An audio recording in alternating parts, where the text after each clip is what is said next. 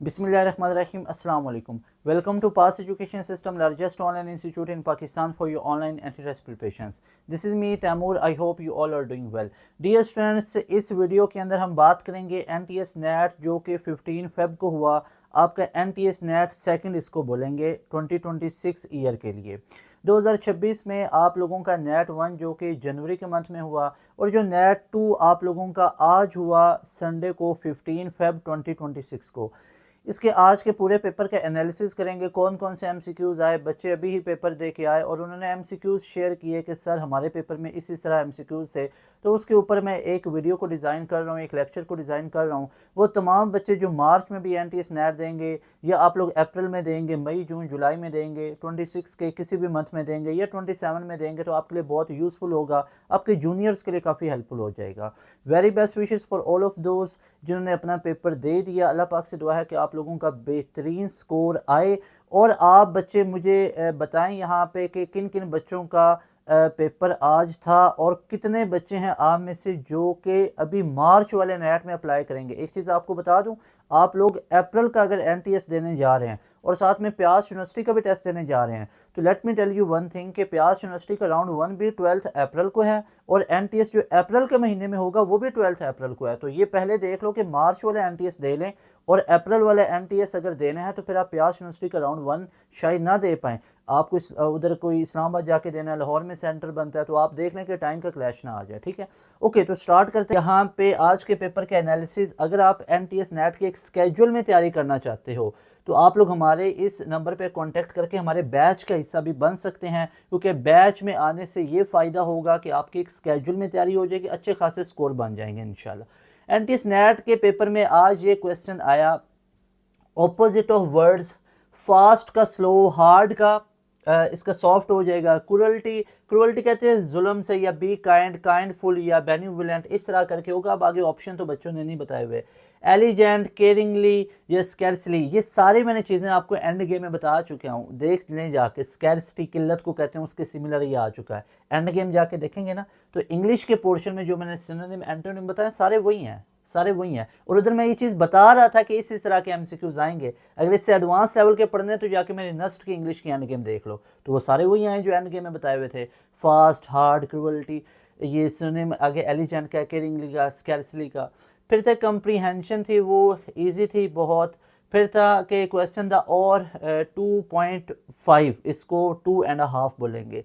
Find the angle, कुछ ऐसा question था। ओके, ट्रेन से रिलेटेड काफ़ी क्वेश्चन थे। ठीक है, उसके बाद एवरेज स्पीड दी हुई थी, वेलोसिटी और टाइम दिया हुआ था, एक लेंथ दी हुई थी, दूसरी फाइंड आउट करनी थी। ओके, एनोलॉजीज में से एक था कि एक्सेलरेशन, वेलोसिटी, बाकी दोनों डिफ़िकल्ट थी। ठीक है, उसके बाद प्रॉफिट निकालना था, sale price and cost price given थी, ये भी एज इट इज़ आप लोगों को क्वेश्चन बताया हुआ था। उसके बाद बच्चा बता रहे कि फिजिक्स में सर डायमेंशन ऑफ एक्सेलरेशन थी। अब ऊपर वाली जो चीज़ें आप लोगों को बता चुका हूँ, यहाँ पे इसका आप लोगों को पता ही होगा। डायमेंशन ऑफ एक्सेलरेशन हमारे पास कितनी होती है, दैट इज़ LT-2, ये डायमेंशन ऑफ एक्सेलरेशन होती है। उसका maximum distance covered by projectile in horizontal motion is called, जो मैक्सिमम डिस्टेंस होता है ना हॉरिजॉन्टल के अलोंग, उसको रेंज बोला जाता है, उसको रेंज बोलते हैं। अगर अच्छा आपका कोई भी क्वेश्चन है ना, तो आपको अगर पता है कि सर मेरे पेपर में ये भी क्वेश्चन था, तो इस नंबर पे आप लोग लिख के भेजो, उसका डिटेल में सोल्यूशन करवा देंगे। ठीक है, जो ये सारे वीडियो को देख रहे हो ना आप बच्चों के पास ये ऊपर नंबर शो हो रहा है, इस नंबर पे अपने तमाम एमसीक्यूज को लिख के भेजें। हम इंशाल्लाह उनके ऊपर एक डिटेल में वीडियो सोल्यूशन, मैं इधर स्मार्ट बोर्ड पे आके आपको उसकी डिटेल के अंदर वीडियो डिज़ाइन करके दे दूंगा। आप अपने क्वेश्चन लिख के भेजें। अब पेपर तो आप लोग ही देने गए हुए थे ना, ठीक है, तो वो अपने जो पेपर में आपके एमसीक्यूज आए थे ना, उनको लिख के भेजें इस नंबर के ऊपर कि सर मेरे पेपर में इस तरह के एमसीक्यूज आए हुए थे। तो उनके ऊपर इंशाल्लाह आपसे प्रॉमिस है इंशाल्लाह कि मैं उसके ऊपर एक डिटेल में वीडियो डिज़ाइन कर दूंगा। ठीक है, ओके। यहाँ पे आगे आप देखें जी, 50 डिग्री सेंटीग्रेड को फ़ारेनहाइट के अंदर कन्वर्ट करना था। फिर the liquid in air weighs 90 newton, the liquid in water weighs 50 newton, कुछ इस तरह करके क्वेश्चन था। बच्चा बता रहे हैं capacitor connected in parallel they have same. अच्छा, सीरीज और पैरेलल में आप लोगों को पता ही है कि सीरीज के अंदर क्या होता है हमारे पास कि चार्ज और करंट सेम रहता है, वोल्टेज डिफरेंट होता है। पैरेलल में वोल्टेज सेम रहता है, करंट और चार्ज डिफरेंट होता है। चार्ज डिफरेंट, इस वजह से करंट डिफरेंट हो जाता है। The car travel 80 miles per hour in 1 minute, find distance, S is equal to VT होता है ना। तो यहाँ पे आप लोगों के पास ये क्या बन जाएगा, S is equal to V cross T होता है ना, तो हमने क्या फाइंड आउट करना, car travel 80 miles per hour find in one per hour in 1 minute, then find distance, distance को निकालना है। अब डिपेंड करता है ऑप्शन में क्या माइल्स में गिवन थे हमारे पास या वो किस में निकालना था, ठीक है। तो अब डिस्टेंस ऑब्वियसली माइल्स में निकलेगा, तो यहाँ पे 80 माइल्स मल्टीप्लाई बाई 1 मिनट तो करेंगे, तो अब ये हमारे पास डिस्टेंस 80, लेकिन अब मीटर में निकालने के लिए ना आपको इसको ऐसा यूनिट में करना पड़ेगा, डिपेंड करता है कि इसमें यूनिट्स हमारे पास कौन से आगे डिस्टेंस के गिवन थे। एस इक्वल वी टी में सिंपल से मैं पूछा था यूनिट कन्वर्जन। अब देखो अगर सेकंड में अगर ऐसे यूनिट में निकालना है तो 1 मिनट की जगह पे 60 पुट कर देना है, और आपको पता ही है कि अब फिजिक्स में डिस्टेंस का ऐसे यूनिट क्या होता है, दैट इज़ मीटर। तो ये हमारे पास मीटर होना था, तो मीटर में ले लेना था, क्योंकि 1 किलोमीटर के अंदर 1.6 माइल्स हैं, तो वहाँ पे आप किलोमीटर मीटर में जाना था तो 1000 से मल्टीप्लाई हो जाना था, तो ऐसे यूनिट में आपने कन्वर्ट करके फिर एंड पे मीटर में आना था distance. It's same kinetic like 6 MCQs slightly differ from it. I don't remember that MCQs but this MCQs are tricky.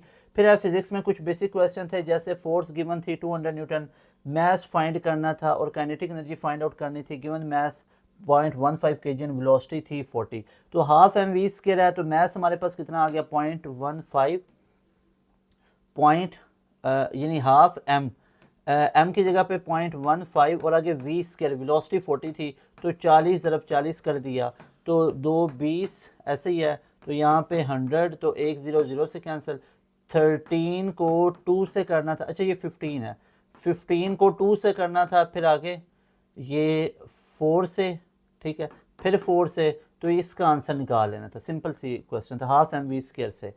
उसके बाद और क्वेश्चन, केमिस्ट्री में the symbol of sulphur S होता है, the neutrons converted into nuclear reaction related to answer chemically changes, इस तरह का same like 6 MCQ। आगे फिजिक्स में कुछ तो ये बच्चे ने बताया सर कॉमन सेंस के थे 4-5 क्वेश्चन, जैसा कि डिफॉरेस्टेशन से क्या होता है, डिफॉरेस्टेशन से जो डिफॉरेस्टेशन कहते हैं कि जंगलात को काट देना, उसको डिफॉरेस्टेशन कहते हैं।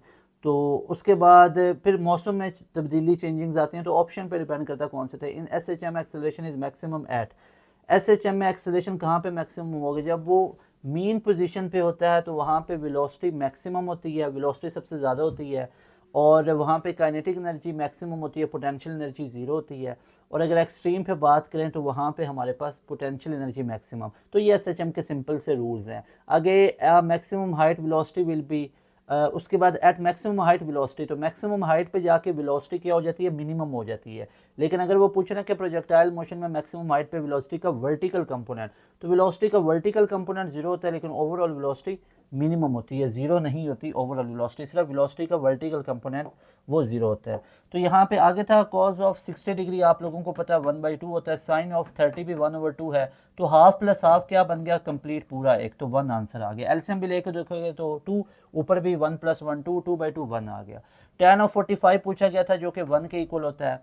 उसके बाद ये पूरी आइडेंटिटी हमसे पूछी गई थी कि ये किसके इक्वल होती है, यहाँ पे ये वाली पूरी आइडेंटिटी किसके इक्वल होती है, तो यहाँ पे चेक कर सकते हो cos square plus sine square किसके इक्वल होता है, ये 1 के इक्वल आ गया। आगे क्या है 1 + tan स्क्वायर थीटा, और आगे माइनस सीकंड स्क्वायर, तो आप लोग जानते हो कि 1 + tan स्क्वायर किसके इक्वल होता है, सीकंड स्क्वायर के, आगे माइनस सीकंड स्क्वायर, तो ये कैंसिल आउट होकर क्या बच गया 0, तो इसका फाइनल आंसर क्या आना था, 0 आना था। और डेरिवेटिव और इंटीग्रेटिव वाले थे, उसके बाद अच्छा डेरिवेटिव और इंटीग्रेशन वाले बच्चा कहना चाह रहे, इंग्लिश की प्रपोजिशंस, करेक्ट सेंटेंस थे, एंटोनिम थे, बाकी केमिस्ट्री का भी बेसिक कॉन्सेप्ट टाइप थे क्वेश्चंस, ओके। उसके बाद यहाँ पे फिजिक्स में डायमेंशंस थी एक्सेलरेशन की, क्वांटिटेटिव पोर्शन में find area of quadrilateral ABCD, AB given है, BC साइड गिवन है, CD गिवन है, DA गिवन है, एंड हैव डायगोनल यानी कि जो क्रॉस में आते हैं उनकी 17 लेंथ गिवन थी। फिर 160 miles completed in 330 minutes, the time required to complete S = VT, या T को निकालने S/V बन गया।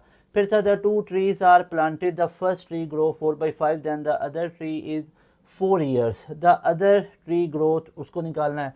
30% ऑफ 100, 80% ऑफ 100, अब परसेंट का मतलब 1/100 है, तो 30/100 मल्टीप्लाई बाई 100, तो ये 100 से कैंसिल होकर 30 बन गया, ये 80 बन गया, तो 110 टोटल बन गया।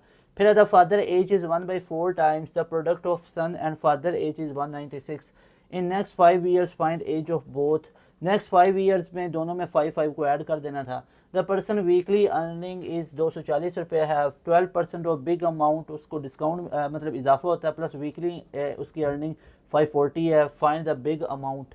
तो 12% ऑफ 240 निकाल लो, 12/100 मल्टीप्लाई बाई 240, उसको ऐड कर लो 240 में, तो वो जितना वो बनेगा वही उसका तो अमाउंट है जो उसको मिला। फिजिक्स में डायमेंशन ऑफ एक्सेलरेशन ये मैं तमाम आपको बता चुका हूँ। अगर आप एक स्केड्यूल में तैयारी करना चाहते हो तो आप लोग हमारे बैच के हिस्सा बन सकते हो एनटीएस के लिए, क्योंकि मैं आप लोगों को यहाँ पे बताता भी चलूँ और दिखाता भी चलूँ एनटीएस के रिजल्ट्स को कि एनटीएस में हमारे किस लेवल के रिजल्ट्स हैं। तो आप लोग चेक कर सकते हो एनटीएस जो कि पाकिस्तान की फास्ट जैसी यूनिवर्सिटी में एक्सेप्ट किया जाता है, 32 यूनिवर्सिटीज़ में एक्सेप्ट होता है। एनटीएस में 92 का स्कोर है, फिर यहाँ पे एनटीएस में 92 का स्कोर है, फिर कॉमसेट्स के एनटीएस में 92 का स्कोर है, फिर एनटीएस में 92 का स्कोर है। इसके अलावा एनटीएस में 99.95 का परसेंटाइल मौजूद है, 93 के स्कोर्स हैं। आप लोग भी चाहते हो आपके इस लेवल का रिजल्ट है। इसके अलावा प्यास यूनिवर्सिटी में टॉप पोजीशंस हैं, नस्ट यूनिवर्सिटी के अंदर टॉप पोजीशन है, पहली मेरिट पोजीशन है, यूईटी के अंदर टॉप पोजीशंस हैं। अगर आप लोग भी चाहते हो कि आप लोगों का इस लेवल का रिजल्ट आए तो लाजमी तौर पे आप लोग हमारे बैच का हिस्सा बन सकते हो। बैच में आने के लिए इस नंबर पे आप लोग अपना इजी पैसा और जैज़ कैश अकाउंट बने हुए हैं, आप लोग फ़ी पे करेंगे 7000 की, फिर फ़ी का आप लोग वेरिफिकेशन के लिए इस नंबर पे व्हाट्सअप कर देंगे, आपकी सीट इंशाल्लाह रिजर्व हो जाएगी फ़ौरन से। जैसे आप लोग फ़ी पे करोगे हमारे बैच के हिस्सा बन जाएंगे। Very best wishes for all of you. अब करना क्या है इंशाल्लाह आप लोगों ने, अब करना क्या है कि मार्च वाला जो एनटीएस है उसके अंदर भी आप लोगों ने लाजमी तौर पे अप्लाई कर लेना है। अप्रैल वाला एनटीएस में एक चीज़ है कि उस दिन आप लोगों का प्यास यूनिवर्सिटी का टेस्ट भी आ रहा है और एनटीएस भी, तो ये सोच समझ के आप लोगों ने डिसीजन करना है कि प्यास का टेस्ट देना है या एनटीएस देना है, या दोनों का टाइम अलग अलग मिल जाए तो और अच्छा हो जाएगा। मिलेंगे नई वीडियो में। तैमूर हसन को दें इजाज़त। अस्सलाम वालेकुम, अल्लाह हाफिज़, पाकिस्तान जिंदाबाद।